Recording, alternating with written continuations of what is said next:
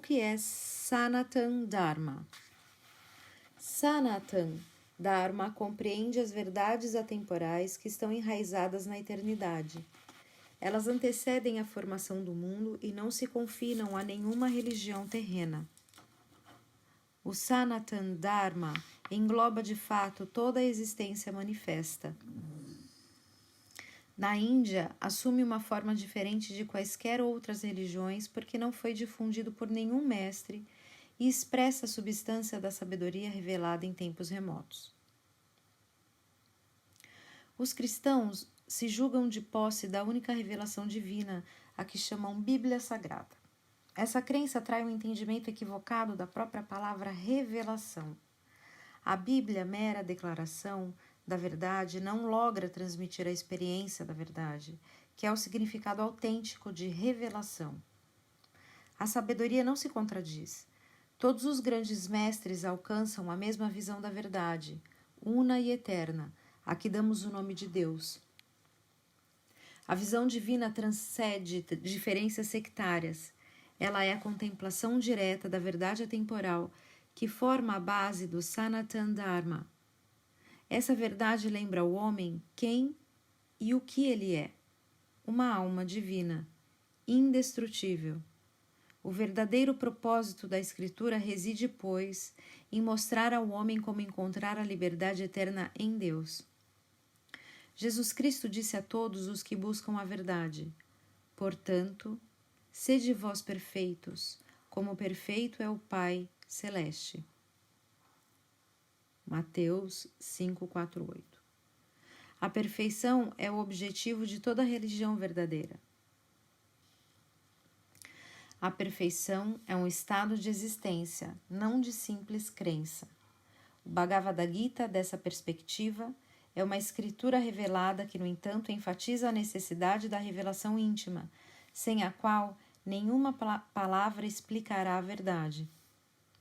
Os grandes mestres de todas as religiões, tendo conhecido Deus, o Ser Supremo, diretamente, enfatizaram repetidas vezes, em todas as línguas, que o Espírito Supremo é a essência de tudo o que existe. Muitos mestres autênticos explicaram que há inúmeros caminhos para se alcançar o divino. De fato, pode-se dizer que há tantos caminhos quanto seres humanos neste mundo. Cada qual tem de iniciar sua busca da iluminação segundo o seu próprio entendimento.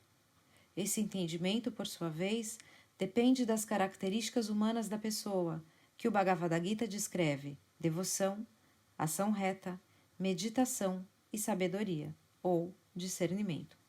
Os nomes das grandes religiões do mundo, cujas principais são o budismo, o cristianismo, o hinduísmo, o judaísmo e o islamismo, podem suscitar equívocos quando não parecem expressar as necessidades espirituais de sua época. A verdade precisa ser exposta de acordo com a compreensão das pessoas a quem é ensinada.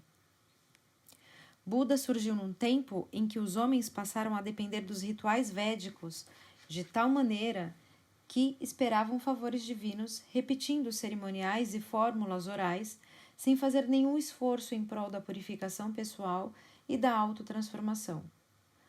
Sua crença não passava de superstição. Buda não se insurgiu contra os Vedas em si. Insurgiu-se contra aqueles que dependiam excessivamente das práticas exteriores ali preceituadas. Jesus Cristo veio ao mundo quando os judeus pensavam que apenas pela obediência, as regras religiosas, de novo, sem autopurificação, agradariam a Deus.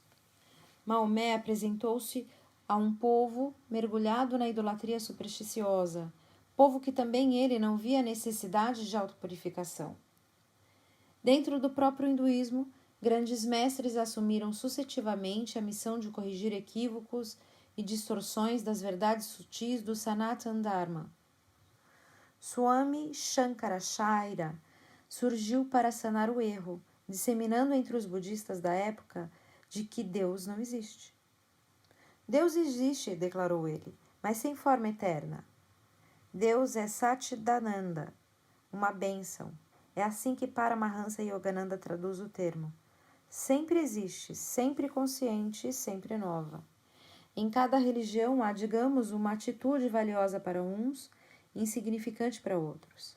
Há o melancólico anseio da eternidade do canto gregoriano, a solicitude pura e singela do budismo, a devoção jubilosa e vibrante, mas intensamente pessoal, dos cânticos hindus e o compromisso judaico de viver em harmonia com as leis de Deus.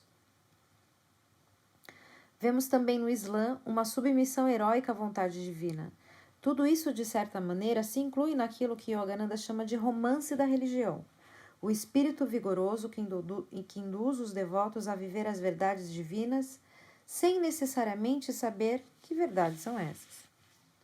Os caminhos para Deus variam amplamente segundo a natureza das pessoas e só superficialmente segundo suas diversas crenças religiosas. Assim, cristãos e budistas, inclinados à devoção, dirigem essa devoção de modo diferente, embora o fluxo de energia que ascende do coração seja o mesmo.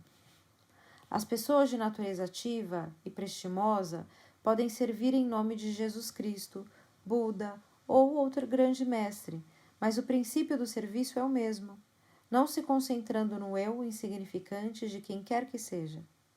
Quem tem natureza propensa ao discernimento desenvolve a serenidade e se livra das paixões conforme seu sistema religioso.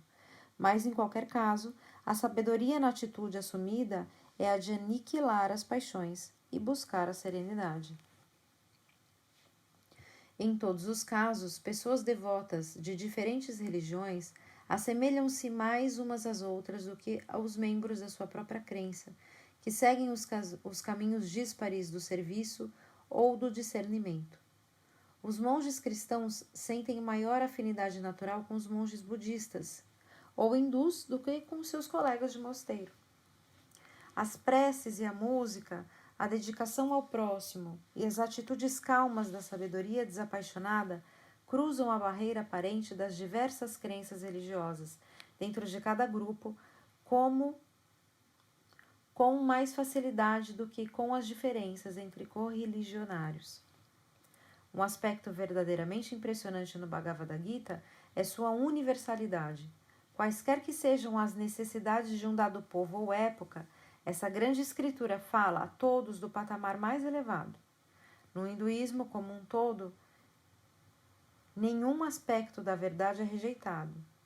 Os ensinamentos hindus enfatizam o modo universal da vida que almeja a suprema realização espiritual.